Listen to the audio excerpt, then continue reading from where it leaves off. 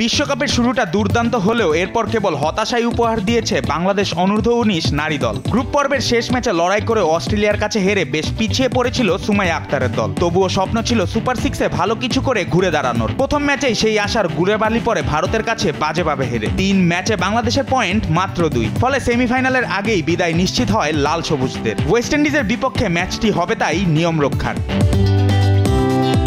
বাংলাদেশের এমন ব্যর্থতার পেছনে সবচেয়ে বড় দায় বাজে ব্যাটিংয়ের। পুরো টুর্নামেন্ট জুড়েই চরম ব্যর্থ ছিলেন টপ অর্ডাররা। সুমাইয়া, সুবর্ণা, ফাহমিদারা 2 অঙ্কে পৌঁছেছেন কালে ভদ্রে। মিডল অর্ডারের ব্যাটাররাও দেখাতে পারেননি ধারাবাহিকতা। 4 ম্যাচের মধ্যে কেবল স্কটল্যান্ডের বিপক্ষে ছাড়া দলীয় স্কোর 100 কোটা পার করতে পারেননি সুমাইয়া আক্তারের দল।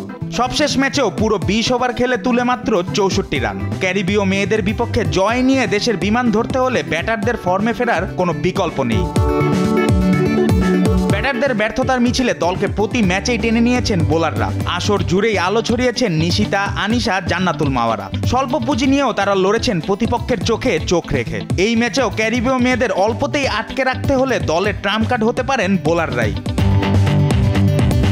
অন্যদিকে বাংলাদেশের চেয়েও বাজে অবস্থায় ক্যারিবীয় মেয়েদের। সুপার সিক্সে গ্রুপ 1 টেবিলের সবার নিচে অবস্থান দলটি। পুরো আসর জুড়েই বলার মতো কিছুই করে দেখাতে পারেননি ওয়েস্ট ইন্ডিজের মেয়েরা। এবার নিয়ম রক্ষার এই ম্যাচে বাংলাদেশের বিপক্ষে কতটা ভালো ক্রিকেট উপহার দিতে পারে সেটি এখন দেখার বিষয়। জুবায়ের নূর, স্পোর্টস ডেস্ক, দেশ টিভি।